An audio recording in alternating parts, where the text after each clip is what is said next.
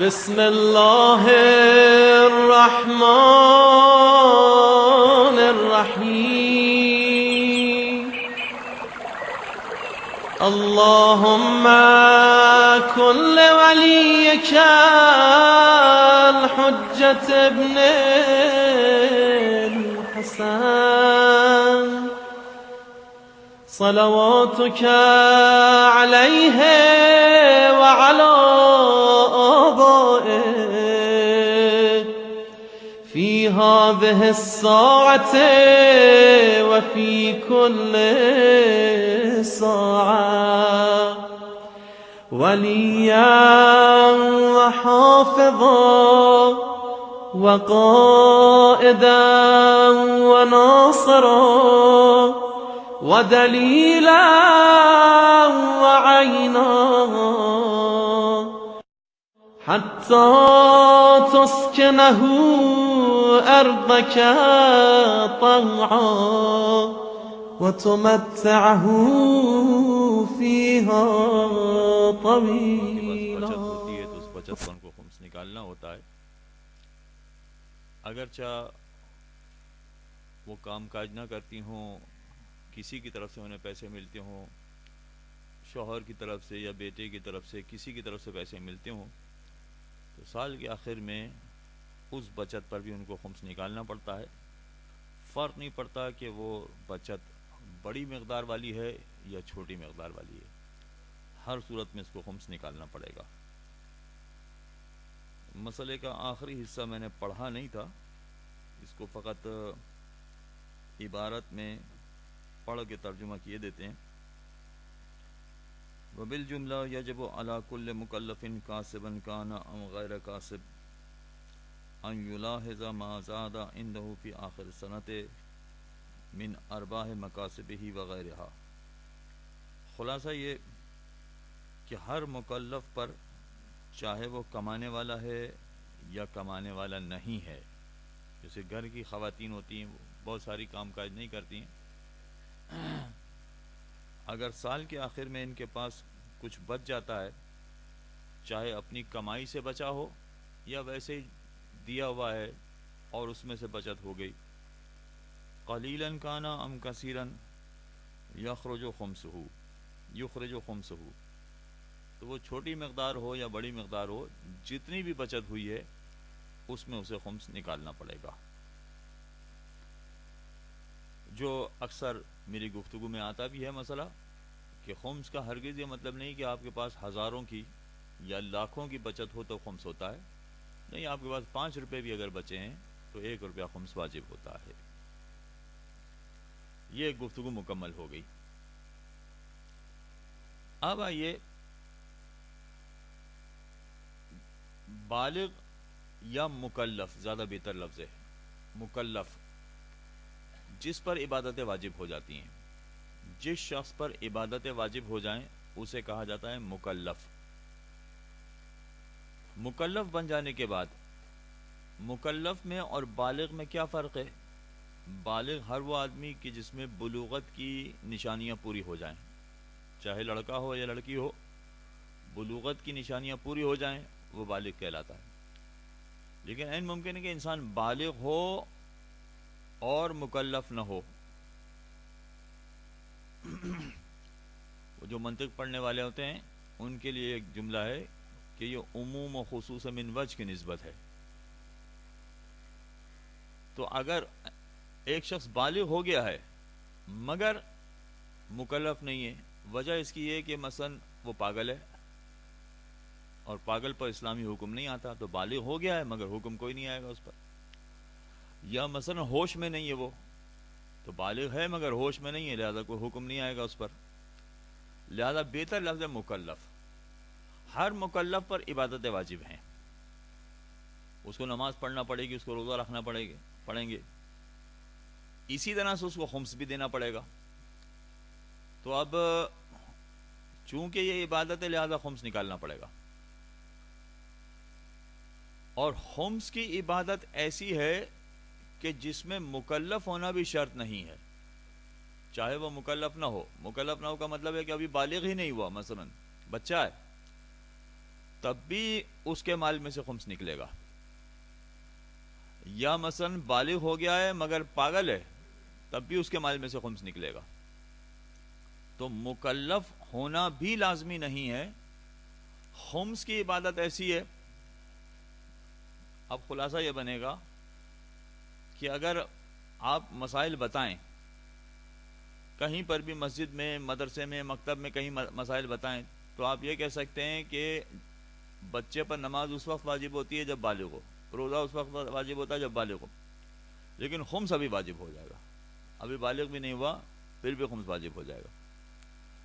آپ اگر یہ بات کہیں گے تو کوئی اعتراض نہیں کرے گا. ہو سکتا ہے ہم یہ بات کہیں تو لوگ اعتراض کریں گے.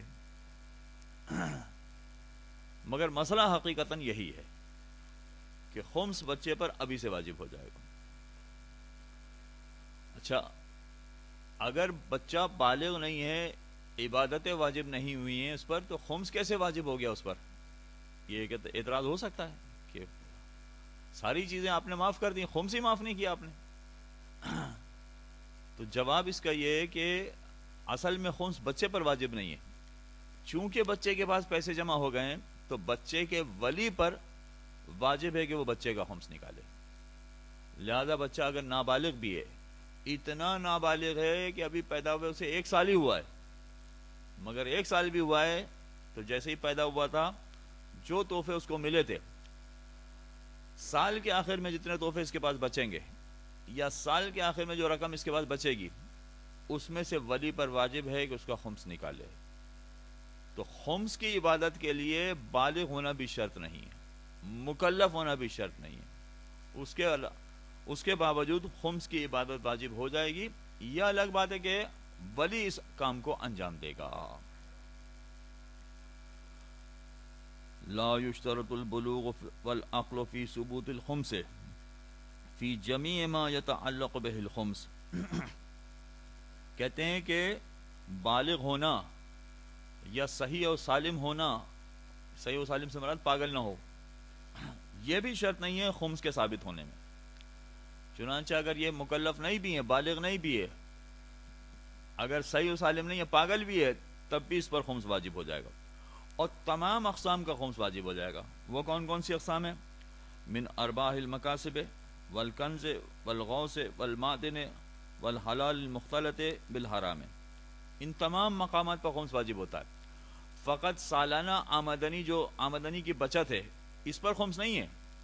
اگر فرض کیجئے کہ نابالغ کے پیسے سے کاروبار کیا جا رہا ہے، اور کاروبار ایسا ہے کہ جو کانوں کا کاروبار ہے، تو پہاڑوں میں سے نکالا جا رہا ہے، قیمتی پتھر نکالا جا رہا ہے، اس میں منافع ہو رہا ہے، تو چونکہ کان کنی کے کام پر خمس واجب ہوتا ہے. دریا میں غوطہ لگا کر چیزیں نکالی جائیں تو اس پر خمس واجب ہوتا ہے. ان تمام چیزوں پر بچے پر بھی خمس واجب ہو جائے گا. اسی طرح سے وہ مال کے جو حرام کے ساتھ مل گیا ہو. ایک طریقہ ہے، وہ اگرچہ آپ کو پڑھایا نہیں لیکن وہ پڑھانے والا ہے، وہ بھی بڑا اہم ہے، آگے اگر کبھی موقع ہوا تو اس کو پڑھائیں گے کہ حلال مال کے ساتھ اگر حرام مال مل گیا ہے تو ایک بات تو یہ یاد رکھیے کہ حرام مال پر خمس نہیں ہوتا ہے. اگر کہیں سے ڈاکہ ڈال کے لائے ہیں اور پھر مولانا صاحب سے آگے پوچھ رہے ہیں کہ کیا ہم پر کتنا خمس واجب ہے، تو ڈاکے پہ کوئی خمس نہیں ہوتا ہے، چاہے وہ کتنا ہی لے کے پیسہ آ جائے. اور وہ کہے کہ اپنی ساری شیخیاں بھی مار رہا ہو کہ بینک میں یہ ہوا اور وہ ہوا اور وہ ہوا، اس کے باوجود ہم نے 1 کروڑ روپے بینک سے لوٹ لیا، تو 1 کروڑ روپے پر 20 لاکھ روپے کا خمس ہوگا. مگر یہ کسی عالم سے پوچھے گا تو منع کر دیں گے، نہیں چاہیے تمہارا خمس. لہذا اگر خالصتاً حرام مال ہے تو اس پر خمس نہیں ہے. خالصتاً حلال مال ہے تو یقیناً خمس ہے. لیکن حلال کے ساتھ حرام مکس ہو گیا ہے، مل گیا ہے.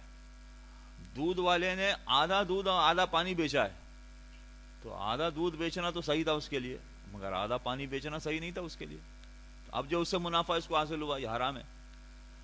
اب اگر حلال کے ساتھ حرام مال مل گیا ہے تو اس کو پاک کرنے کا کوئی طریقہ ہے؟ جی ہاں ہے. وہ باقاعدہ خمس کے چیپٹر میں ہی سکھایا جاتا ہے کیسے اس کو پاک کرتے ہیں. اس میں سے ایک طریقہ، پاک کرنے کے بہت سارے طریقے ہیں، اس میں سے ایک طریقہ ہوتا ہے کہ اس مال کا خمس نکالا جاتا ہے. اب میں پورا مسئلہ نہیں سمجھا رہا آپ کو، وہ تو آپ کو سمجھنا پڑے گا کیسے کرتے ہیں، یہ فقط مثال بتا رہا ہوں کہ اس میں بھی خمس ہوتا ہے بس۔ چنانچہ اگر بچے کے مال میں ایسا ہو گیا ہے تو بچے کے مال پر بھی خمس آ جائے گا تاکہ اس کے مال کو پاک کیا جائے۔ حقیقی مسائل کہ حرام مال کو کیسے پاک کیا جاتا ہے حلال سے، وہ تو باقاعدہ پورا چیپٹر ہے، وہ پورا سیکھنا پڑتا ہے، کیا طریقہ کار ہے اس کا۔ ہاں، سوال ان کا یہ ہے کہ اگر فکس اکاؤنٹ کھلوایا گیا ہے تو کیا اس مال کو بھی پاک کرنا پڑے گا؟ یہ دار و مدار ہے کہ آپ کون سے مجتہد کے مسائل پر عمل کرتے ہیں۔ اگر آپ کسی مجتہد کے مسئلے پر عمل نہیں کرتے ہیں، بہت سارے ہیں کہ ہمیں تقلید ہی نہیں کرتے، ہم کیوں تقلید کریں، ہم تو ان کے مال کو پاک کرنا پڑے گا۔ پھر فکس اماؤنٹ، فکس ڈپازٹ میں جو پیسہ آیا ہے اس پیسے کو پاک کرنا پڑے گا، مگر اس کا طریقہ خمس نہیں ہے، اس کا طریقہ تو سیدھا سیدھا ہے کہ جو پیسہ آیا ہے وہ پورا بینک والے حساب بتا دیں گے، وہ پورا پیسہ واپس کریں۔ لیکن کچھ مجتہدین ایسے ہیں جیسے آیت اللہ سیستانی، وہ بینک کے منافع کو جائز سمجھتے ہیں۔ اب اس کی الگ الگ قسمیں ہیں کہ منافع حاصل کرنے کے لیے نیت کیا کرنا پڑے گی۔ منافع آ جائے تو دیکھنا پڑے گا کہ سارا آپ رکھ سکتے ہیں یا کچھ غریب کو بھی دینا ہے، وہ پورے بینک کے مسائل ہیں، وہ الگ ہیں۔ لیکن بینک کا منافع وہ جائز سمجھتے ہیں، اگر آپ کی نیت صحیح ہو جائے تو حرام مال ہی نہیں ہوا، پھر تو آپ کا ہی ہو گیا، پھر جائز ہے وہ۔ فَيَجِبُ عَلَى الْوَلِي إِخْرَاجُهُ مِنْ مَالِ الصَّبِي وَالْمَجْنُونِ، تو ولی پر واجب ہوگا کہ وہ بچے اور پاگل کے مال میں سے خمس نکالے۔ وَإِن لَمْ يُخْرِجْ وَجَبَ عَلَيْهِمَ الْإِخْرَاجُ بَعْدَ الْبُلُوغِ وَالْإِفَاقَةِ۔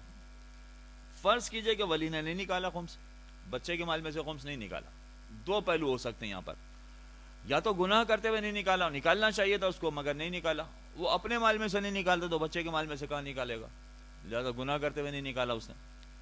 دوسرا پہلو یہ ہے کہ نہیں، وہ پکا دیندار ہے، اپنے مال میں سے پورا خمس نکالتا ہے، اس کے باوجود اس نے بچے کے مال میں سے خمس نہیں نکالا۔ کیوں؟ اس لیے کہ وہ خود ایسے مجتہد کے مسائل پر عمل کرتا ہے کہ جو بچے کے مال پر خمس واجب نہیں سمجھتے ہیں، یہ ان کے مسائل پر عمل کرتا ہے، چنانچہ ان کے مسائل کے تحت اس نے بچے کے مال میں سے خمس نہیں نکالا۔ وہ آیت اللہ سیستانی کی تقلید ہی نہیں کر رہا ہے، وہ ایسے مجتہد کی تقلید کر رہا ہے کہ جہاں وہ بچے کے مال میں سے خمس نکالنا واجب ہی نہیں سمجھتے، اس لیے نہیں نکالا اس نے۔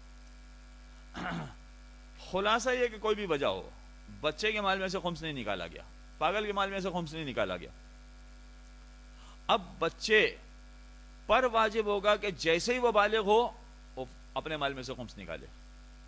اب یہاں اس کو 1 سال بھی انتظار نہیں کرنا کہ بھئی میں ابھی بالغ ہوا ہوں، 1 سال تک یہ پیسہ بچے گا تو میں خمس نکالوں گا، نہیں، ایسا بھی نہیں ہے، جیسے ہی بالغ ہوگا فوراً اپنے مال میں سے اس کو خمس نکالنا، یا پاگل آدمی جیسے ہی صحیح ہو جائے گا فوراً اس کو اپنے مال میں سے خمس نکالنا ہوگا۔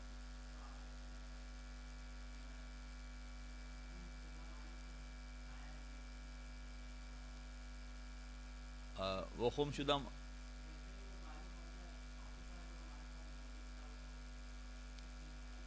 جی ہاں، اب سوال ان کا یہ ہے کہ فرض کیجئے کہ لڑکا ہے 15 سال میں بالغ ہوتا ہے، تو 15 سال میں جو اس نے کھایا پیا ہے اس کا کیا بنے گا؟ اول تو عام طور پر والدین اپنے مال میں سے بچے کو دے رہے ہوتے ہیں، تو بچے کا مال ویسا کہ ویسے ہی پڑا ہے، اور ماں باپ اگر خمس نکالنے والے ہیں تو بات ختم ہوگی، خمس نکالا ہوا پیسہ کھایا اس نے۔ لیکن اگر ماں باپ خمس نہیں بھی نکالنے والے ہیں اور بچے کو، اور خالی بچے کو نہیں، سارے پورے خاندان کو بغیر خمس نکالے ہوئے مال سے کھانا پینا کھلایا، رہائش پرورش سب کچھ اس سے کیا، تو ذمہ دار اس کا ولی ہے، بچے اس کے ذمہ دار نہیں ہیں۔ لہذا اگر بچے کے مال میں سے نہیں کیا ہے تو ولی ذمہ دار ہے، اور اگر بچے کے مال میں سے کیا ہے، اس پر واجب تھا، اس کے باوجود ولی نے نہیں نکالا، تب بھی ولی ذمہ دار ہے، بچہ ذمہ دار نہیں ہے۔ جی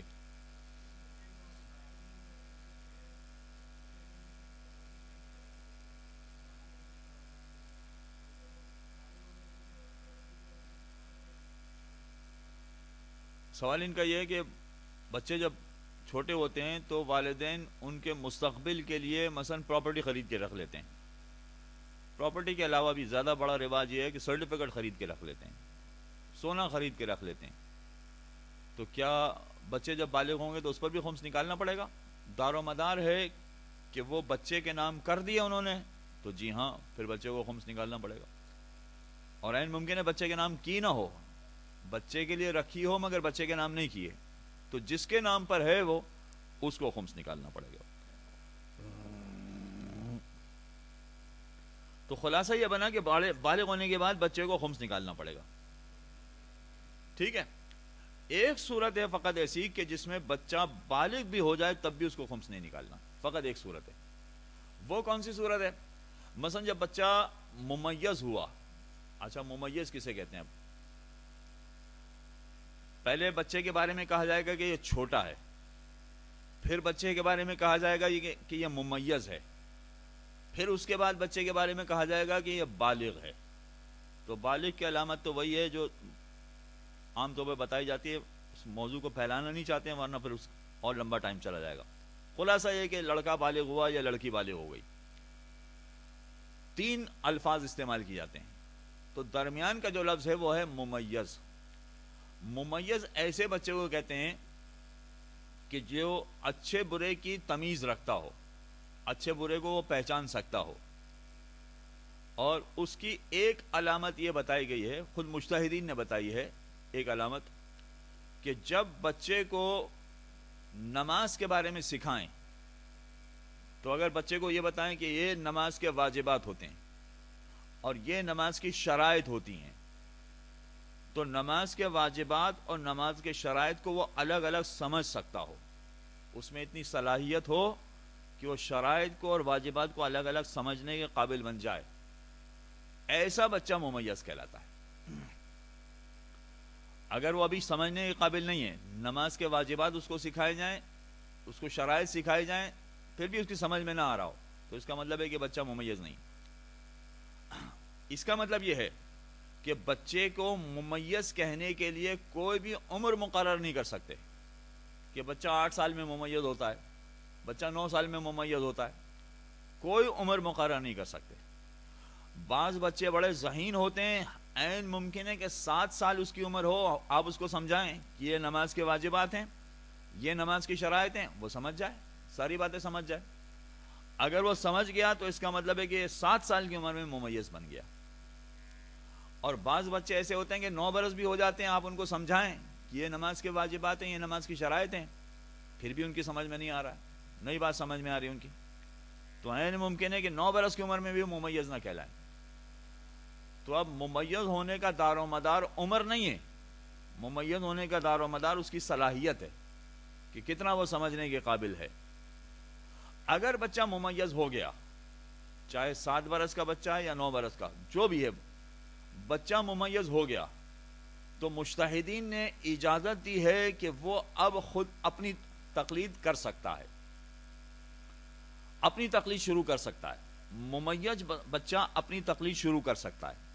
جب اپنی تقلید شروع کرے گا تو اس پر لازم ہوگا کہ جو اس کے زمانے میں زندہ مجتہدین ہوں گے اس کی تقلید وہ کرے. عین ممکن ہے کہ اس کے والد کسی مرنے والے مجتہد کے مسائل پر عمل کر رہے ہوں، تو والد مرنے والے کے مسائل پر عمل کریں گے، یہ زندہ مجتہد کے مسائل پر عمل کرے گا. اچھا والد اگر کسی مرنے والے کے مسائل پر عمل کر رہے ہیں، جیسے آج بڑی تعداد ہے لوگوں کی جو آیت اللہ خوئی کے مسائل پر عمل کر رہی ہے، اب تک باقی ہیں آیت اللہ خوئی کے مسائل پر عمل کر رہے ہیں اب تک.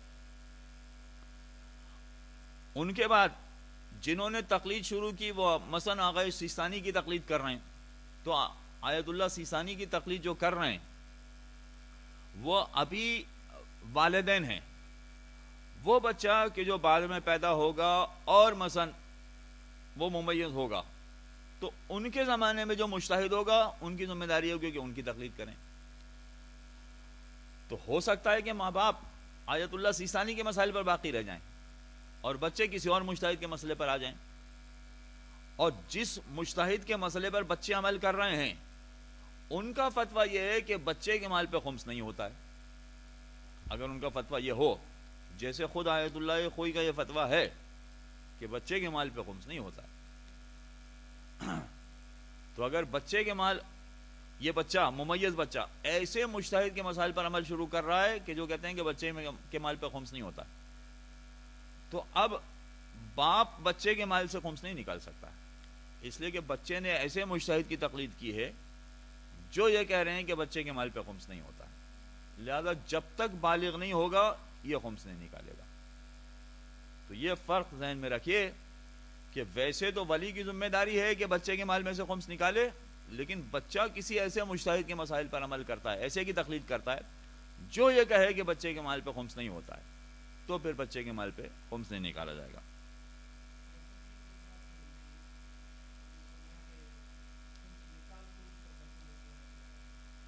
نہیں، ایسا نہیں کام ہے. جی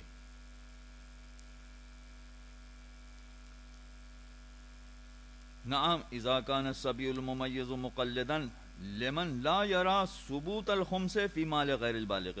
ہاں، اگر بچہ ممیز ہو چکا ہے، وہ خود کسی ایسے کی تقلید کر رہا ہے، ایسے مجتہد کی تقلید کر رہا ہے کہ جو بچے کے مال پر یعنی نابالغ کے مال پر خمس کو واجب نہیں سمجھتے ہیں، فلیس للولی اخراجہ منہ، تو اب ولی کو حق نہیں ہے کہ وہ بچے کے مال میں سے خمس نکالے، اب نہیں نکال سکتا ہے وہ. یہ ایک گفتگو مکمل ہو گئی کہ بچے کے مال پہ خمس ہوتا ہے یا نہیں ہوتا ہے. جی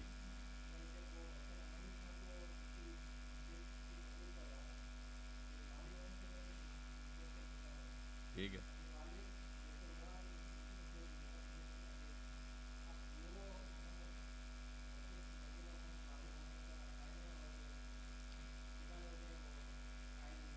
جی آپ کا مسئلہ کافی فرضی والا ہے.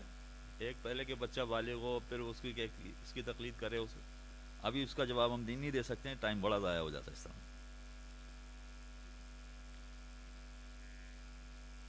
اچھا، اب آئیے ایک اور ذرا ہٹ کے مسئلہ. اذا اشترى من ارباح سنته ما لم يكن من المعونة فارتفعت قيمته كان اللازم اخراج خمسه عينا او قيمة فان المال حينئذ بنفسه من الارباح.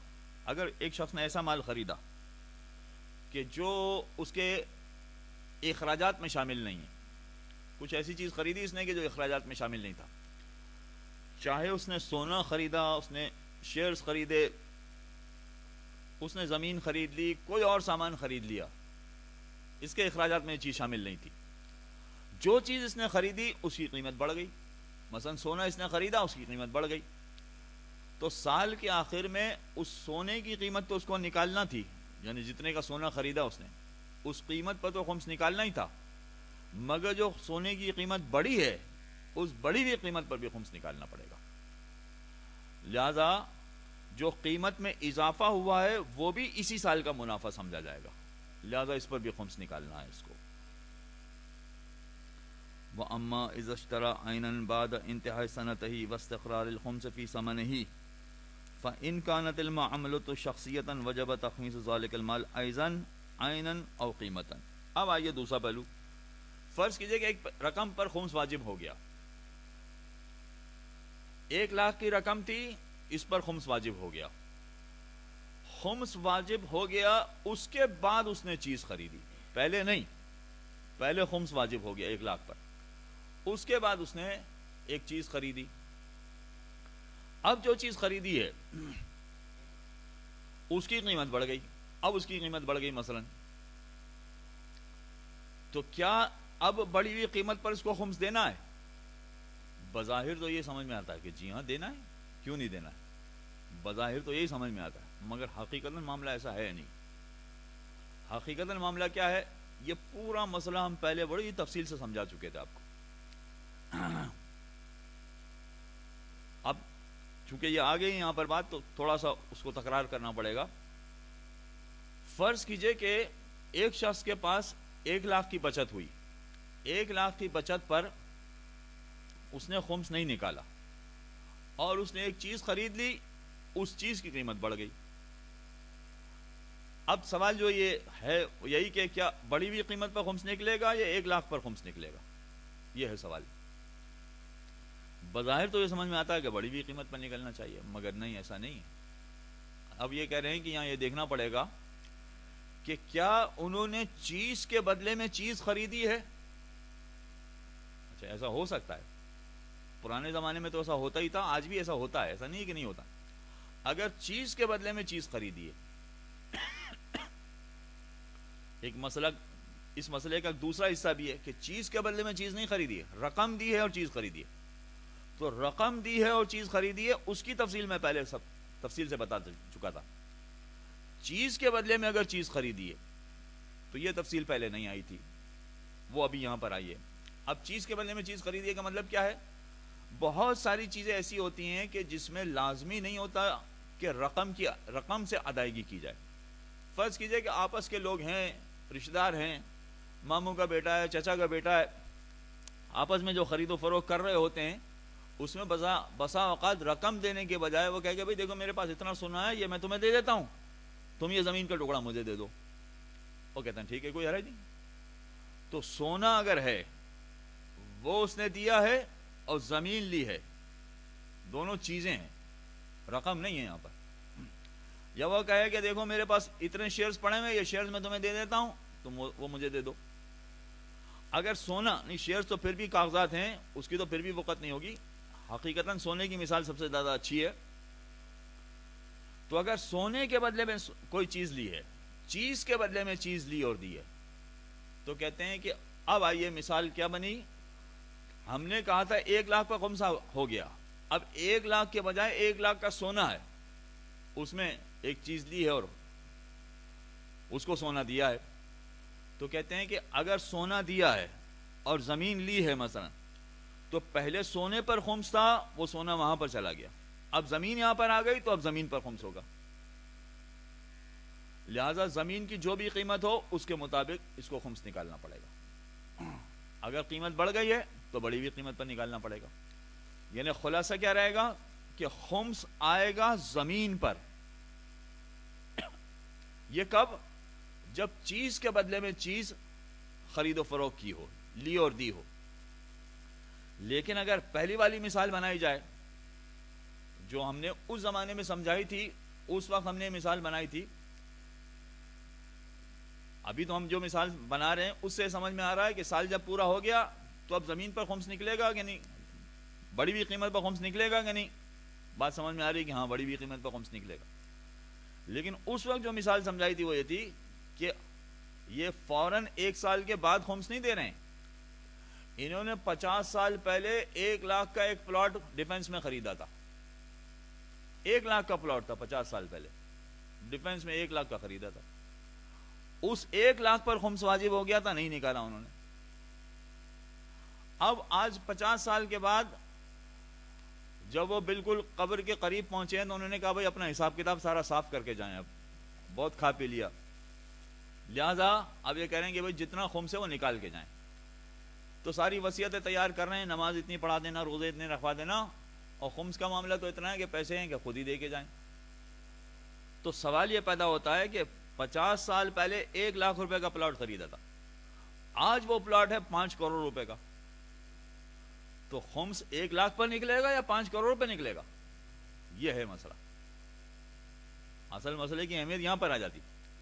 کہتے ہیں کہ اگر 1 لاکھ پر خمس واجب ہو گیا تھا, نہیں نکالا, اسی 1 لاکھ سے انہوں نے پلاٹ خرید لیا, آج 50 سال کے بعد اگر خمس نکالنے جائیں گے تو فقط 1 لاکھ پہ خمس ہوگا, 5 کروڑ پہ خمس نہیں ہوگا. یہ مسئلہ سمجھنے کے قابل ہے. اور اگر فرض کیجئے کہ وہ زمین انہوں نے سونے کے عوض لی ہوتی, اس وقت 1 لاکھ روپیہ دینے کے بجائے 1 لاکھ کا سونا دے دیا ہوتا, اور آج وہ زمین ان کے پاس ہوتی, تو چونکہ خمس زمین پر آ گیا, اب روپے پر نہیں رہا, تو اب 5 کروڑ پر ان کو خمس نکالنا پڑے گا. یہ دو الگ الگ مسئلے ہیں, ذرا ذہن نشین رکھیے. میں نے جو مثال بنائی ہے وہ ٹھیک ٹھاک لمبی مثال ہے, 1 کروڑ 5 کروڑ اور 1 لاکھ, بہت بڑا لمبا فرق ہے. مثال اچھی طرح ذہن میں بیٹھ جائے گی آپ کی. ہاں, وہ اب کیا کرنا چاہیے وہ پہلے مسئلہ سمجھ لیجیے یہ کیا ہے. اذا اشترى من ارباح سنته ما لم يكن من المعونة, اگر ایک شخص نے ایسی چیز خریدی کہ جو اس کے اخراجات کے لیے نہیں تھی, فالتو تھی ایک چیز, فرتفعت قیمتہ، اور اس قیمت بڑھ گئی، کان اللازم اخراج خمسہ عینا او قیمتا، تو ایسی صورت میں اس کا خمس نکالنا پڑے گا، چاہے وہ عین ہو یا قیمت ہو، اس کا خمس نکالنا پڑے گا۔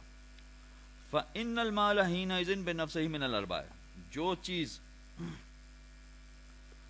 اس کے پاس آئی ہے سال کے آخر میں، اگر وہ رقم پڑی ہوتی تو رقم پر نکالنا پڑتا، سال کے آخر میں اگر اس کے پاس زمین پڑی ہے تو زمین پر نکالنا پڑے گا، زمین اس کا، اگر زمین کی قیمت بڑھ بھی گئی ہے تو یہ اسی سال کا منافع ہے، لہذا اس پر اس کو خمس نکالنا پڑے گا۔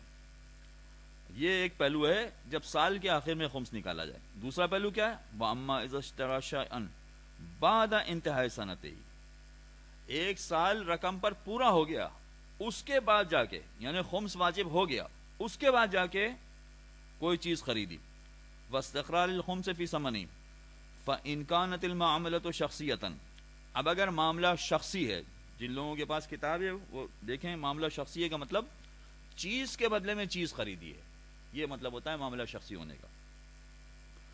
وجب تخمیس ذالک المال ایضاً، تو اب جو مال آیا ہے، سونے کے بدلے میں زمین آئی ہے، اس زمین پر خمس آ جائے گا، عیناً و قیمتاً، چاہے اس کو ہم عین سمجھے یا اس کو قیمت سمجھے۔ اب اس زمین پر خمس آ جائے گا بعد تصحیح باجازت الحاکم الشرعی اذا لم یکن المنتقل الیہ مومنا، خمس واجب ہو گیا تھا سونے پر خمس نہیں نکالا اور اس کو دے دیا، زمین اس سے لے لی، زمین پر خمس واجب ہو گیا، مگر یہاں حاکم شرع سے اجازت بھی لینا پڑے گی، اس لیے کہ اصل تو سونے پر خمس واجب تھا، اب سونے کے بجائے زمین پر اس کو خمس دینا پڑ رہا ہے، تو چیز کے بدلے میں چیز آ گئی ہے یہاں پر، لہذا حاکم شرع سے اجازت بھی لینا پڑے گی۔ اگر جس کو دیا ہے وہ غیر مومن ہے تو حاکم شرع سے اجازت لینا پڑے گی، لیکن جس کو دیا ہے اگر وہ مومن ہے تو پھر اجازت ہے، پھر حاکم شرع سے اجازت نہ بھی لیں تو کوئی حرج نہیں ہے، یعنی گویا حاکم شرع کی طرف سے اس کو بھی پوری بغیر اجازت مانگے بھی اجازت مل جائے گی۔ وَإِلَّا فَلَا حَاجَةَ إِلَىٰ إِجَازَتِهِ، اور اگر وہ مومن نہیں ہے تو اجازت کی ضرورت نہیں ہے، بغیر اجازت کے بھی وہ ہو جائے گا۔ اچھا، یہاں تک بات پہنچ گئی ہے، چونکہ مسئلہ میں نے پورا سمجھا دیا ہے، لیکن دوسرا حصہ بھی عبارت میں پڑھ لیتے ہیں۔ وَأَمَّا إِذَا كَانَ الشِّرَاءُ فِي الذِّمَّةِ كَمَا هُوَ الْغَالِبُ وَكَانَ الْوَفَاءُ بِهِ مِنَ الرِّبْحِ غَيْرِ الْمُخَمَّسِ فَلَا يَجِبُ عَلَيْهِ إِلَّا دَفْعُ خُمْسِ الثَّمَنِ الَّذِي اشْتَرَاهُ بِهِ، اور اگر فرض کیجئے کہ اس نے رقم دے کے وہ چیز خریدی ہے، زمین خریدی ہے رقم دے کر، اس رقم پر خمس واجب ہو گیا تھا، چونکہ اس رقم پر واجب ہو گیا تھا تو کہتے ہیں کہ اب جس رقم سے خریدی ہے فقط اس رقم کا خمس اس پر واجب ہوگا، اس کے علاوہ اس پر کوئی چیز واجب نہیں ہے۔ وَلَا يَجِبُ الْخُمْسُ فِي ارْتِفَاعِ قِيمَتِهِ إِذَا لَمْ يَكُنْ مُعِدًّا لِلتِّجَارَةِ مَا لَمْ يَبِعْهُ۔ اچھا، اتنا فقط ابھی آپ کو سمجھا رہے ہیں، ابھی آگے اور مسئلہ چل رہا ہے، وہ انشاءاللہ بعد میں آئے گا، کہ جو رقم دی ہے اس رقم پر خمس واجب ہے، وہ زمین کے جس کی قیمت بہت بڑھ گئی ہے اس بڑی ہوئی زمین کی قیمت پر خمس واجب نہیں ہے۔ اب یہ مسئلے کا ایک حصہ مکمل ہوا، اب آگے دیکھیں گے کہ وہ زمین تجارت کے لیے بنا رہے ہیں یا اپنے مقاصد کے لیے، اپنے استعمال میں لانے کے لیے بنا رہے ہیں، اس کے پھر جو آگے مسائل ہوں گے وہ ابھی آ رہا ہے، وہ انشاءاللہ اگلے مسئلے میں آئے گا، یعنی اگلے درس میں آئے گا۔ ابھی آپ اس مسئلے کو نامکمل سمجھے، اگلے درس میں انشاءاللہ یہ والا مسئلہ مکمل ہوگا۔ وصلی اللہ علی محمد بسم اللہ الرحمن الرحیم وبہ نستعین وہو خیر معین۔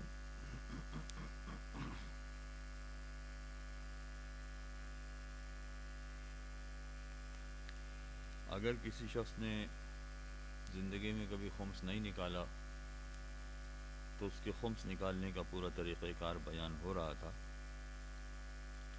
اور آخری گفتگو وقت رہ گئی تھی مسئلہ بیان کرنے کے حوالے سے۔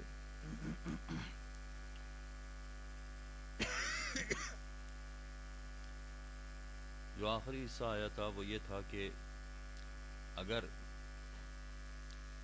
کسی نے کوئی ایسی چیز خریدی کہ جو اس کے اس سال کے آمدنی سے یا اس سال کی بچت سے زیادہ تھی، کوئی اس نے مکان خریدا جو اس سال کی بچت کا نہیں تھا، پچھلے سالوں کی بچت بھی شامل تھی اس میں، تو جتنا اس سال کی بچت اس نے مکان خریدنے میں استعمال کی ہے اتنی مقدار میں فقط اس پر خمس معاف ہوگا۔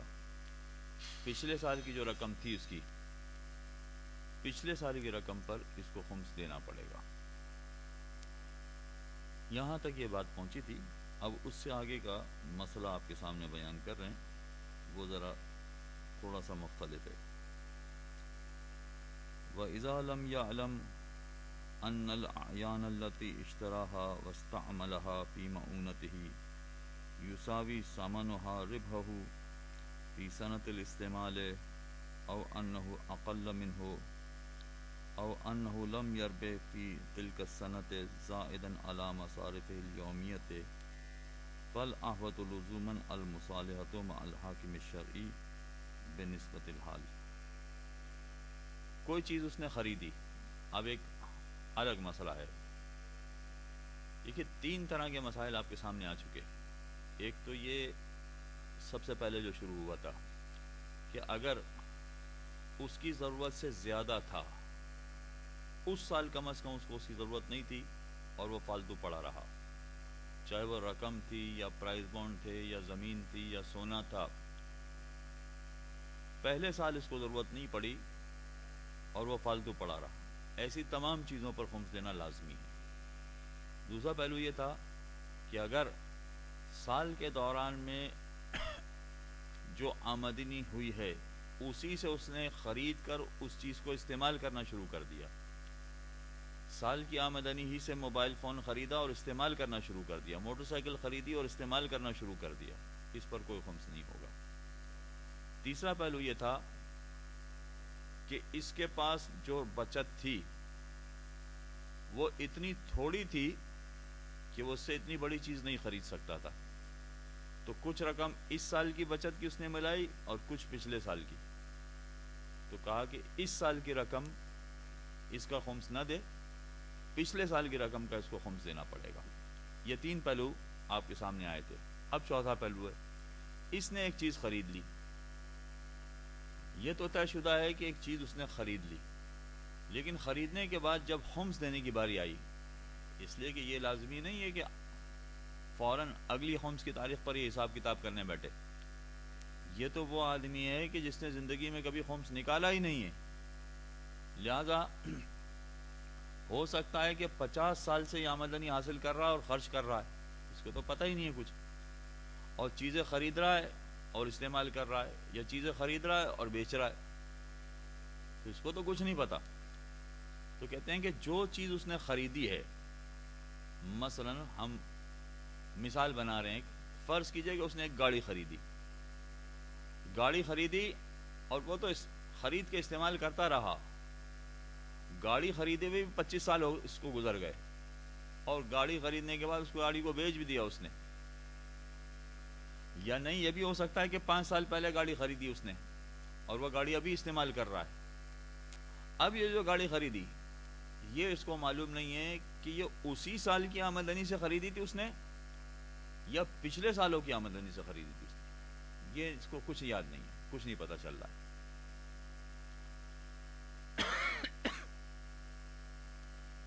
تو یہ ایک چوتھی قسم کا مسئلہ ہو گیا جس کا تذکرہ ہو رہا ہے۔ تو اگر اسے پتہ نہ ہو کہ یہ اسی سال کی آمدنی سے خریدی ہے، اگر ہم فرض کرتے ہیں کہ اسی سال کی آمدنی سے خریدی ہے، پھر کوئی خمس نہیں ہوتا، بات ختم ہو جاتی۔ اگر یہ بھی پتہ چل جاتا کہ پچھلے سال کی آمدنی سے، تو بھی کوئی مسئلہ نہیں ہوتا، اس کو خمس دینا پڑتا، لیکن کچھ نہیں پتا اسے کہ کون سی آمدنی سے اس نے یہ گاڑی خریدی ہے، تو کیا کرے؟ اب یہ مسئلہ میں آپ کے سامنے ابھی بیان کر رہا ہوں، مگر یہ جو اتنا لمبا مسئلہ، بہت لمبا مسئلہ ہو گیا، یہ مسئلہ نمبر 1245، پورے ایک صفحے کا مسئلہ یہ کمپلیٹ، پورا ایک صفحہ گزر گیا اس مسئلے کو بیان کرتے۔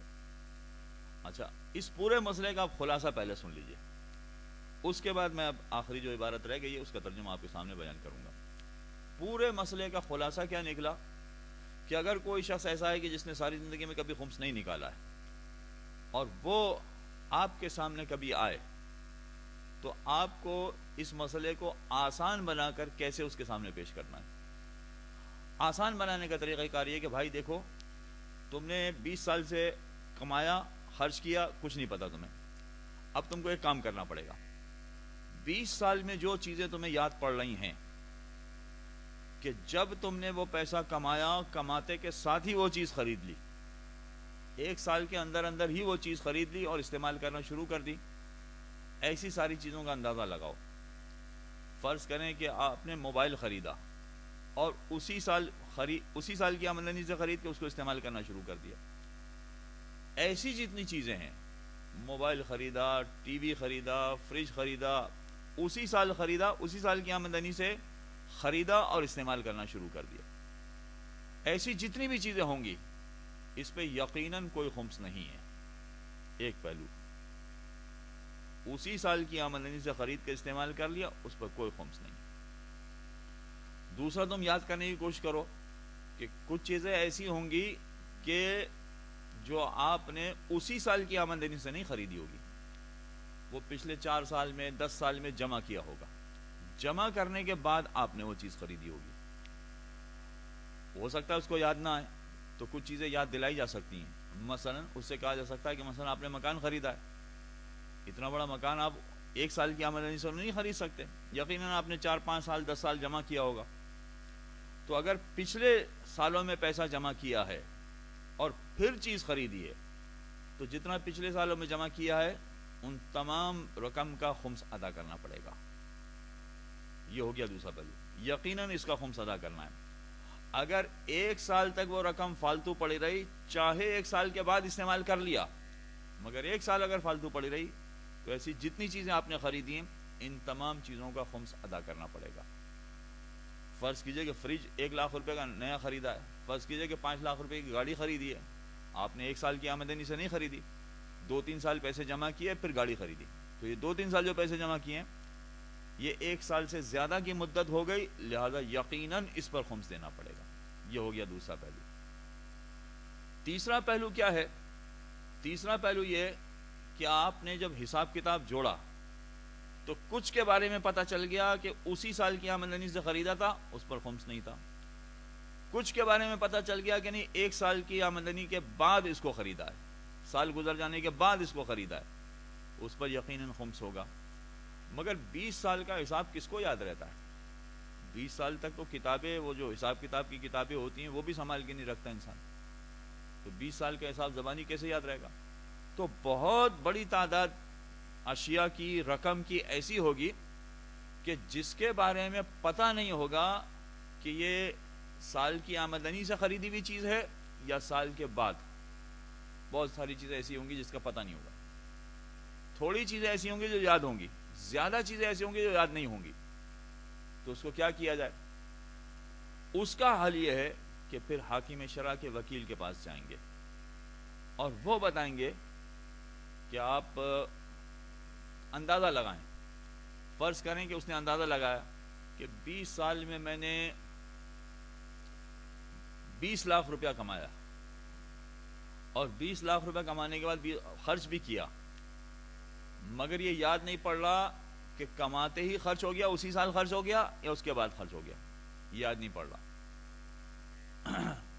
اب یہ اندازہ لگائے اور کہے کہ چلیں 20 لاکھ میں 20 لاکھ کمایا اور 20 لاکھ خرچ کیا, اس میں 50,000 تو کم از کم ایسا ہوگا کہ جس کو 1 سال کے بعد خرچ کیا ہوگا, باقی کا نہیں پتہ چل رہا ہے.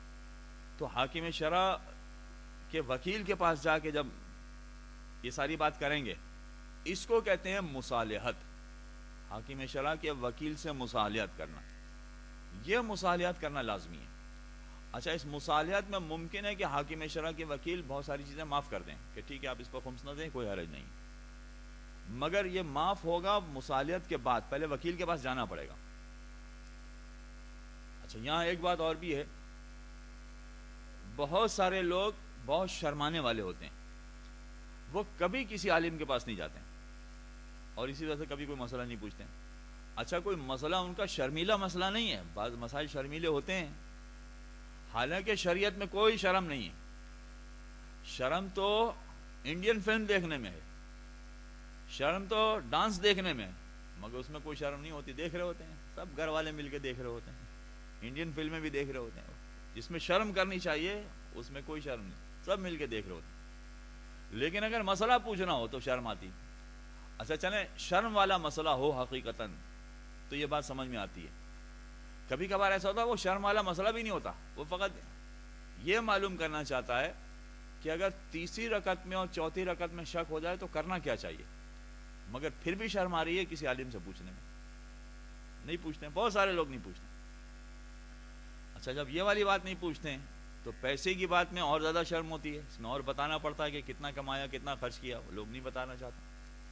یاد رکھیے کہ اس میں لازمی نہیں ہے کہ خود چل کے حاکم شرع کے پاس جائیں، یہ لازمی نہیں. آپ کو شرم آ رہی، آپ کسی ایسے کو بھیج دیجئے جو آپ کی بات اچھی طرح سے بیان کر سکے، کسی ایسے کو بھیج دیجئے. لہذا کسی طرح سے حاکم شرع سے رابطہ کر کے اصل بات ان کو بتانا پڑے گی، اس کے بعد وہ بتائیں گے کہ آپ پر کتنا خمس بنتا ہے. تو حاکم شرع سے مصالحت کا مطلب لازمی نہیں ہے کہ حاکم شرع کے سامنے حاضر ہوں. اگر وہ سامنے بیٹھے ہوں گے تو زیادہ اچھا ہوگا، زیادہ بہتر طور پر اپنی بات پیش کر سکیں گے اور سوال کر سکیں گے حاکم شرع بھی اس سے. لیکن اگر وہ نہیں، کسی وجہ سے شرما رہے ہیں، تو ایسی صورت میں وہ کسی ایسے کو بھیج دیں کہ جو ان کی طرف سے بات کر سکے. ان کا بیٹا ہے، ان کا بھائی ہے، مثلا ان کا کوئی کام کاج کرنے والا دفتر کا آدمی ہے، ایسے کسی کو بھیجا جا سکتا ہے جو صحیح بات ان کی طرف سے بیان کرے. پھر حاکم شرع ان کو جواب دیں گے کہ آپ کو خمس دینا ہے یا نہیں دینا. بہت سارے مقامات ایسے ہوتے ہیں کہ جہاں انسان یہ سمجھ رہا ہوتا ہے کہ مجھ پر تو پتہ نہیں نہ جانے کتنا خمس ہوگا، میرا مکان 1 کروڑ روپے کا ہے، میں جاؤں گا تو سیدھا مجھ سے کہیں گے 20 لاکھ پر خمس دے، تم پر 20 لاکھ خمس بنتا ہے. حالانکہ ایسا نہیں ہے. حاکم شرع کے پاس جائیں، ان سے بات کریں، وہ عین ممکن ہے کہ پوری بات سننے کے بعد دیکھیں آپ پر کوئی خمس نہیں ہے، آپ کے پاس 1 کروڑ کا مکان بھی ہے پھر بھی آپ پر کوئی خمس نہیں ہے. یہ بات سننے کے بعد طے ہوتا ہے کہ خمس ہے یا نہیں ہے. لہذا اول تو یہ کہ گھبرانا اور شرمانا نہیں چاہیے، لیکن اگر ایسا ہو جائے تو کوئی حرج نہیں، کسی اور کو بھیج کر بھی مصالحت ہو سکتی ہے. یہ آخری مسئلہ جو میں نے آپ کے سامنے بیان کیا کہ پتہ نہیں چل رہا کہ سال کی آمدنی کے دوران ہی وہ چیز خریدی ہے یا سال گزرنے کے بعد وہ چیز خریدی ہے، یہ بالکل کچھ نہیں پتہ چل رہا ہے، تو مصالحت ضروری ہے. یہ آخری ٹکڑا ہے. اذا لم يعلم ان الاعیان التي اشتراها واستعملها في معونته، جب کسی کو پتہ نہ چلے کہ جو چیز اس نے خریدی ہے اور خرید کر اس نے استعمال بھی کر لی ہے، اپنے اخراجات میں گویا آ گئی ہے وہ چیز، وہ اتنی رقم کی تھی کہ جو اس کی سال کی آمدنی تھی اتنی رقم کی وہ چیز تھی، اس کے مساوی رقم کی چیز تھی، یا نہیں اس سے کم مقدار کی چیز تھی. آمدنی اس کی بچت تھی سال کی 1 لاکھ روپے، وہ چیز اس نے خریدی ہے 70,000 روپے کی، مگر یہ پتہ نہیں چل رہا ہے کہ حقیقتاً ایسا تھا کہ نہیں تھا، یہ یاد نہیں رہا کچھ. او انه لم يربح في تلك السنه زائدا على مصارفه اليوميه، یا اس سال اس کے پاس کوئی بچت ہی نہیں ہوئی تھی، چیز تو خریدی اس نے مگر یہ کون سے پیسے سے خریدی پتہ نہیں چلا. کیا اس سال کوئی بچت ہوئی تھی؟ مثلا فرض کیجئے کہ ابھی کوئی یاد کرنا چاہے کہ 1999 میں اس کے پاس کوئی بچت ہوئی تھی کہ نہیں ہوئی تھی، بڑا لمبا ٹائم گزر گیا 1999 کو، اب کچھ نہیں پتا ہے. تو ایک چیز تو اس کے پاس ہے، گاڑی ہے اس کے پاس، یا موٹر سائیکل ہے اس کے پاس، یا مکان ہے اس کے پاس، مگر یہ نہیں پتا چل رہا ہے کہ کون سے سال میں خریدا تھا، جس سال میں خریدا تھا اس سال میں اتنی بچت تھی کہ نہیں تھی. جب کچھ نہ پتا چلے تو ایسی صورت میں پھر بھی مسئلے کا حل موجود ہے. وہ حل کیا ہے؟ فالاحوط لزوما المصالحۃ مع الحاکم الشرعی بنسبت الحال. تو احتیاط لازم یہ ہے کہ پھر حاکم شرع سے مصالحت کرے اپنی صورتحال سے، جو اپنی صورتحال ہے ان کے سامنے بیان کرے، پھر اس کے اعتبار سے طے ہوگا کہ ان پر خمس بنتا ہے یا نہیں بنتا ہے. وَإِذَا عَلِمَ أَنَّهُ لَمْ يَرْبَحْ فِي بَعْضِ السِّنِينَ بِمِقْدَارِ مَصَارِفِهِ وَأَنَّهُ كَانَ يَصْرِفُ من أرباح السنة السابقة وجب إخراج خمس مصارفه التي صرفها في من ارباح السنۃ السابقہ. اگر فرض کیجئے کہ طے ہو جائے کہ اس سال جتنی آمدنی ہوئی میرے اخراجات میں خرچ ہو گئی، ختم ہو گئی، اس کے باوجود اگر اس نے کوئی بڑی چیز خریدی ہے، یہ تو میں کہہ رہا ہوں بڑی چیز، چھوٹی چیز بھی خریدی ہو، بڑی چیز خریدی یا چھوٹی چیز خریدی، جو کچھ بھی اس نے خریدا ہے وہ پچھلے سال کی آمدنی سے خریدا ہے، تو طے شدہ بات ہے کہ پچھلے سال کی آمدنی کا مطلب ہے کہ ایک سال گزر گیا ہے، لہذا اتنی مقدار پر اس کو خمس دینا پڑے گا. یہ ساری گفتگو مکمل ہو گئی. جس نے کبھی خمس نہ نکالا ہو وہ کیسے خمس نکالے گا، یہ پورا تفصیل سے مسئلہ آپ کے سامنے آ گیا. آخر میں ہم نے اس کی وضاحت بھی کر دی کہ کیا آسان طریقہ کار ہو سکتا ہے ایسے افراد کے لیے. چنانچہ بہت سارے لوگ ایسے ہیں کہ جو علماء کی تقاریر سننے کے بعد بیچارے خمس نکالنے کے لیے تیار ہیں، وہ نکالنا چاہتے ہیں خمس، مگر وہ گھبرائے ہوئے ہیں، ڈرے ہوئے ہیں کہ ہم کیسے خمس نکالیں، ہمارے پاس تو کوئی حساب ہی نہیں ہے، ہمیں تو کچھ پتہ ہی نہیں ہے. اچھا، کچھ پتہ نہ ہونے کی وجہ سے کبھی کبھار وہ ایسا کرتے ہیں کہ ہر مہینے میں مثلا 1000 روپے خمس نکال لیں، اس لیے کہ وہ سمجھ رہے ہیں کہ ہر مہینے 1000 روپے دے دیں گے، جو بھی ہوگا وہ پورا ہو جائے گا. کچھ لوگ ایسے ہیں. اور کچھ لوگ ایسے ہیں، بلکہ کل ہی ہمارے پاس ایک صاحب ایسے آئے تھے جنہوں نے کہا میرے پاس کوئی حساب کتاب نہیں ہے، لیکن میں نے فلاں سن میں 3.5 لاکھ روپیہ خمس نکال دیا تھا کہ بھئی شاید ہوگا تو نکل جائے گا. اب 3.5 لاکھ روپیہ انہوں نے خمس نکال دیا، مگر حاکم شرع سے نہیں پوچھا. ہو سکتا ہے کہ ان پر خمس ہوتا ہی نہیں، پوچھے بغیر ہی نکال دیا انہوں نے. تو یہ جب تک مسائل واضح نہ ہو اس وقت تک یہ طے کرنا بڑا مشکل ہے کہ ان پر خمس ہے کہ نہیں ہے. اچھا، جو بھی علماء با عمل ہیں، میں یہ نہیں کہہ رہا کہ جتنے علماء ہیں سب کے سب با عمل ہیں، ٹھیک ہے، معاشرے میں ہر طرح کے لوگ ہوتے ہیں، علماء سو بھی موجود ہیں، کوئی حرج نہیں ہیں، مگر جتنے بھی علماء با عمل ہیں یاد رکھیے کہ وہ کسی کا 1 روپیہ بھی زیادہ لیتے ہوئے ڈرتے ہیں. اچھا، آپ کہیں گے 1 روپیہ تو کوئی بات ہی نہیں، چلیں میں 1 کروڑ بنا دیتا ہوں. 1 کروڑ روپیہ بھی اگر کوئی لے کر آئے، اگر ان کا نہ بنتا ہو تو لینے میں ڈریں گے، گھبرائیں گے کہ نہیں بھائی یہ تمہارا بنتا ہی نہیں، میں کیسے لے سکتا ہوں، میں لے ہی نہیں سکتا. اور جن لوگوں کو کچھ یہاں ہمارے بارے میں اطلاعات ہیں، معلومات ہیں، وہ جانتے بھی ہیں کہ ہم نے بڑی بڑی رقمیں لوگوں کی واپس کر دی، لاکھوں کی رقم تھی، وہ ہم نے واپس کر دی، اس لیے کہ بھائی نہیں بنتا، تمہارا حساب نہیں بنتا، واپس کر دی. تو جو علماء باعمل ہیں وہ یاد رکھیے کہ 1 پیسہ بھی زیادہ نہیں لیں گے. چنانچہ بہت سارے لوگ آئیں گے خمس دینے کے لیے، مگر جب ان کا حساب کتاب چیک کیا جائے گا تو پتہ چلے گا آپ کو کوئی خمس بنتا ہی نہیں ہے. یا ہو سکتا ہے کہ وہ سمجھ کر آئیں کہ ہم پر لاکھوں بنتا ہوگا، ہم اس کو جواب دیں گے کہ آپ پر خالی 200 روپے خمس بنتا ہے، بس 200 روپے زیادہ کیجیے، آپ کی ذمہ داری ختم ہوگی. چنانچہ حاکم شرع کے وکیل کے پاس جانے کا یہ فائدہ ہوتا ہے کہ انسان کا حساب بھی بالکل صاف ہو جاتا ہے، اس کا دل بھی مطمئن ہو جاتا ہے کہ جتنا مجھ پر بنتا تھا وہ سارا میں نے ادا کر دیا. ایک صلوات پڑھیں محمد والے.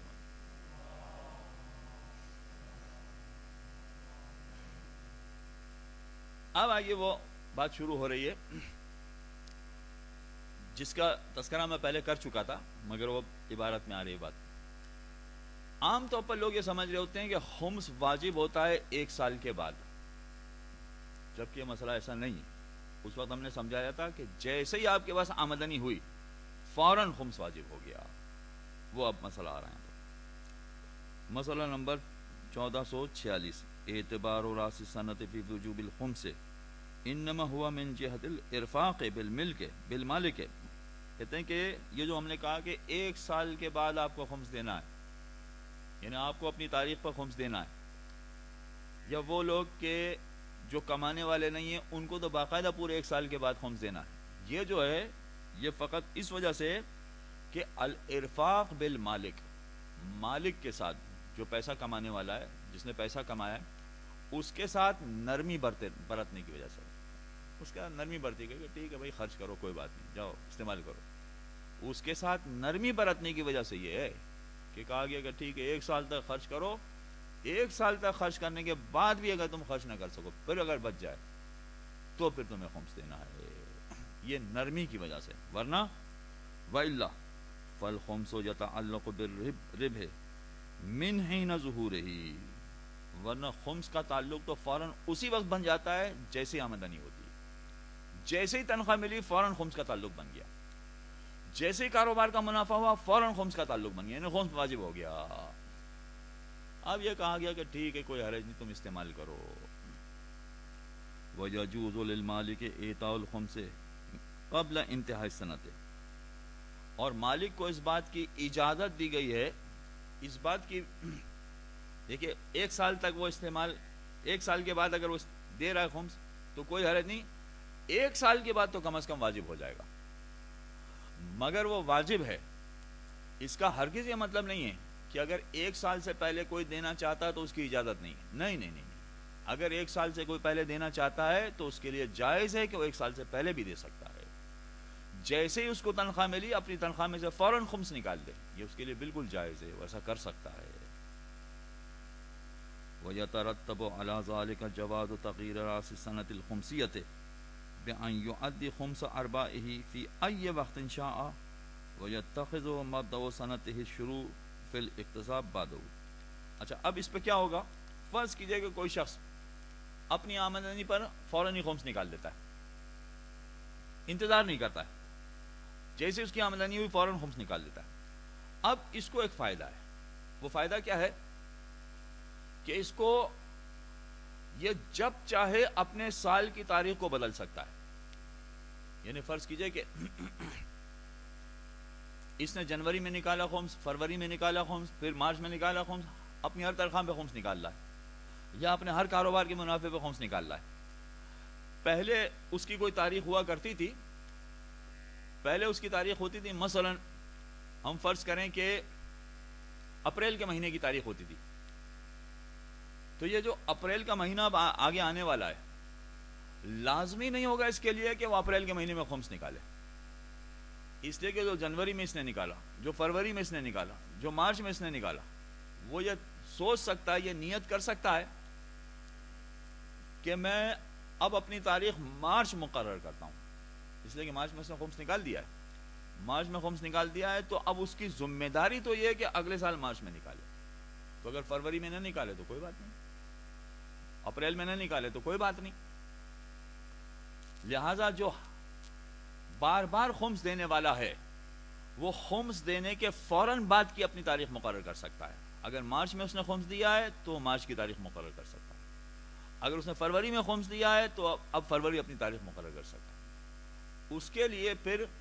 سال کی تاریخ تبدیل کرنا جب چاہے وہ تبدیل کر سکتا ہے، کوئی پابندی نہیں ہوگی اس پر۔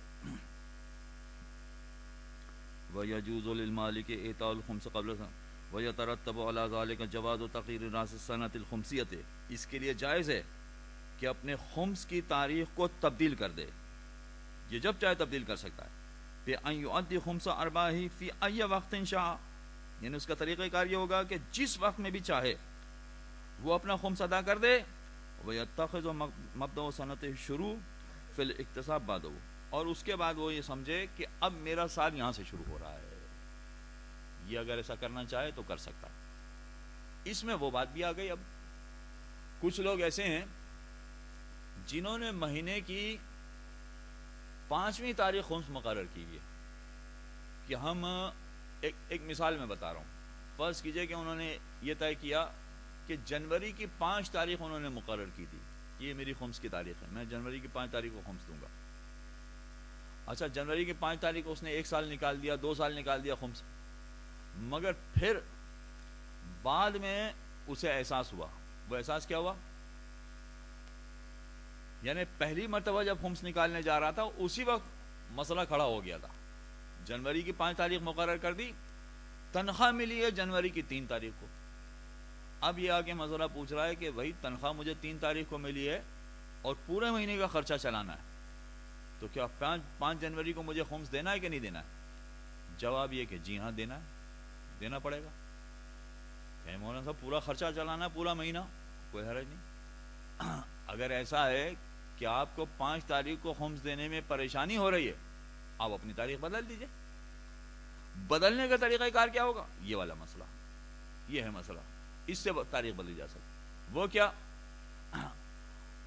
اگر مہینے کی 5 تاریخ کو پیسہ بہت زیادہ ہوتا ہے اور اس پہ خمس نکالنا پڑتا ہے، بھاری پڑ رہا ہے، مہینے کی کون سی تاریخ میں آپ کے پاس پیسہ خرچ ہو جاتا ہے، ختم ہو جاتا ہے، سارے قلاش ہو جاتے ہیں آپ، وہ کہے کہ میں مہینے کی 27 تاریخ کو قلاش ہو جاتا ہوں بالکل، تو آپ مہینے کی 27 تاریخ اپنی خمس کی تاریخ رکھ لیجئے۔ اچھا وہ کیسے رکھیں گے بھائی؟ اس کا طریقہ کار کیا ہوگا؟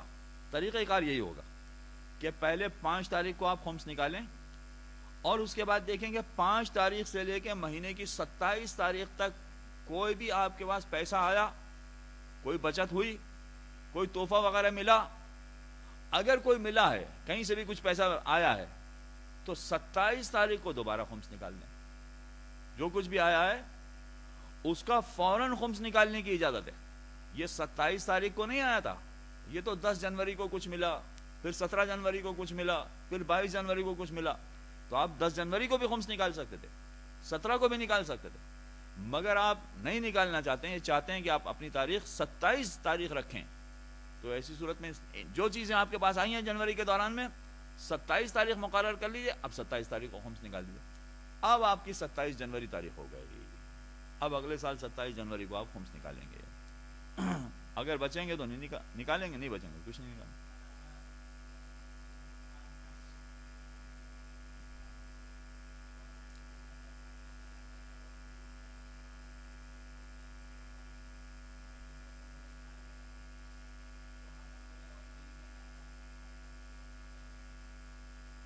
وہ تو اب بات آ چکی ہے، اگر درمیان میں کہیں تحفہ آتا ہے اور تحفہ استعمال کر لیتا ہے تو بات ختم ہوگی، کوئی خمس نہیں ہوگا۔ وہ پیسے اگر بچے ہیں، اگر خمس کی تاریخ تک بچے ہیں تو اس کا خمس دینا پڑے گا۔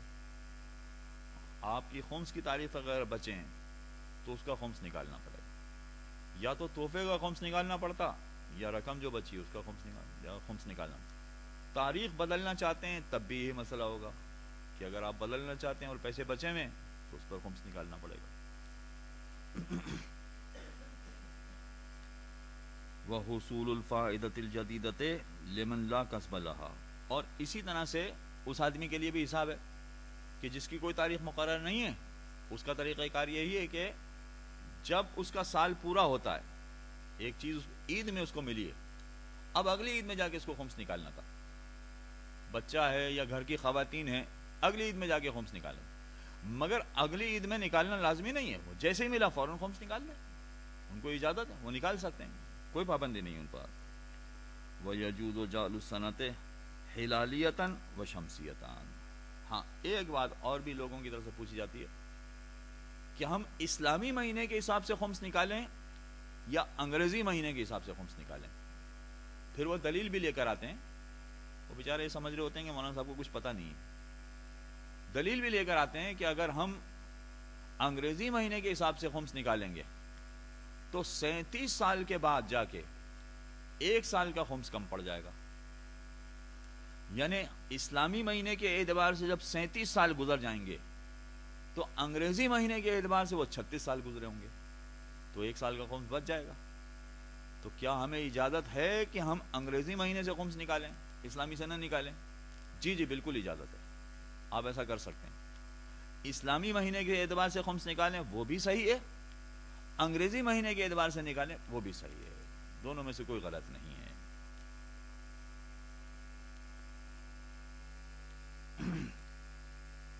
یہ ایک گفتگو اپنے اختتام کو پہنچی، اب وہ بات کہ جو جس کا تذکرہ یہاں ہمارے گفتگو میں تو کئی مرتبہ آ چکا ہے، لیکن بعض لوگوں کی سمجھ میں مسئلہ نہیں آ رہا ہوتا، چنانچہ اس مسئلے کو پڑھ کے بتانا پڑے گا کہ دیکھیں یہ مسئلہ ہے۔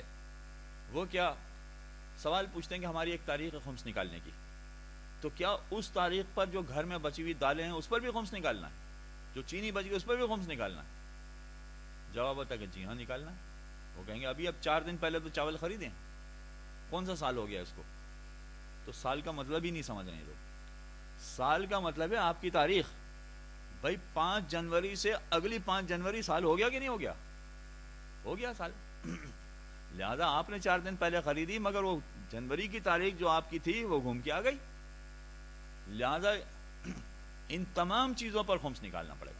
یہ چھوٹی چھوٹی جتنی چیزیں گھر میں بچی ہوئی ہیں باقاعدہ ایک ایک چیز کا نام لے کے اب گھر میں تو 5,000 چیزیں ہوتی ہیں، اس 5,000 کا تذکرہ تو نہیں کر رہے ہیں، مگر 5-7 چیزوں کا جو تذکرہ کر رہے ہیں، سمجھ میں آ رہا ہے کہ ساری چیزوں کا خمس نکالنا ہے۔ اب دیکھیے وہ کیا ہے، یجب علی کل مکلف فی آخر السنۃ ان یخرج خمس ما زاد من ارباحہ المعونۃ مما ادخر فی بیتہ لذالک۔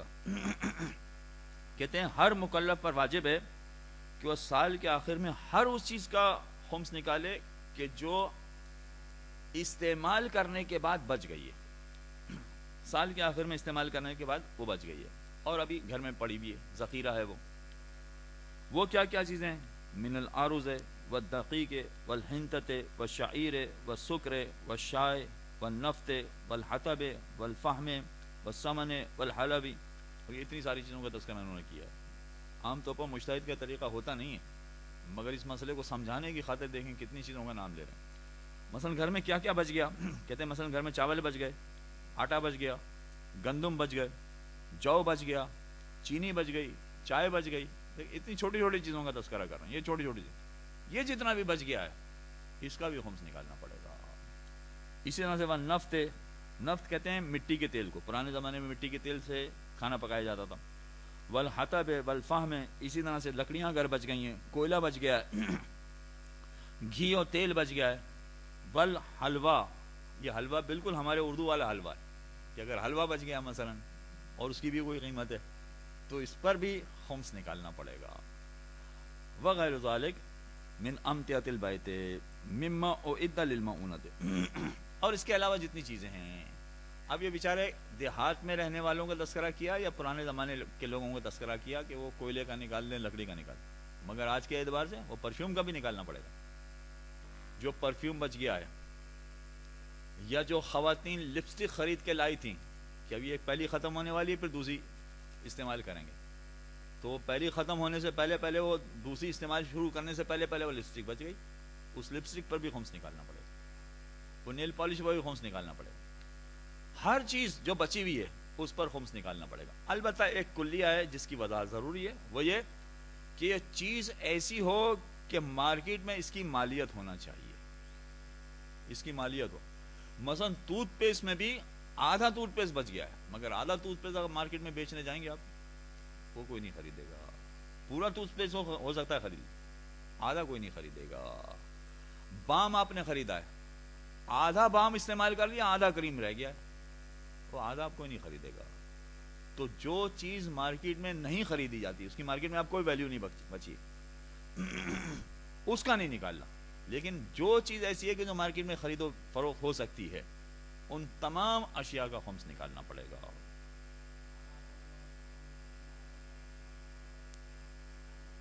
جی کھانے کا بھی نکالنا،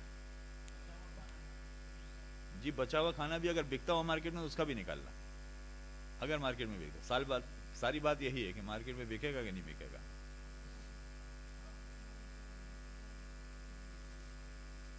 جی اس کی تو ہم نے مثال بتا دی کہ آدھی کریم نہیں بکے گی، آدھی کریم کی ہم نے مثال بتائی، آدھی لپسٹک کی آپ خود بنا لیجئے۔ جی ہاں جی، ایسی جو چیزیں کہ جو مارکیٹ میں نہیں بکیں گی اس کا کوئی خمس نہیں ہوگا۔ جو مارکیٹ میں قیمت رکھتی ہے ان ساری چیزوں کا خمس ادا کرنا پڑے گا۔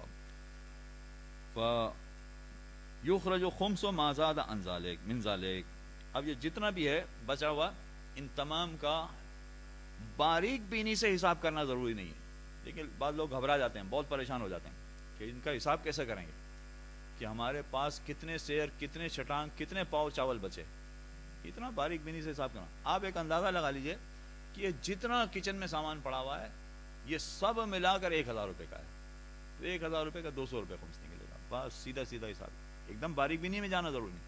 آپ کو اطمینان ہو جائے کہ 1,000 روپے سے زیادہ نہیں ہے تو 1,000 روپے کا خمس 200 روپے کا نکال دیا کافی ہے۔ وصلی اللہ علی محمد وآل طاہرین۔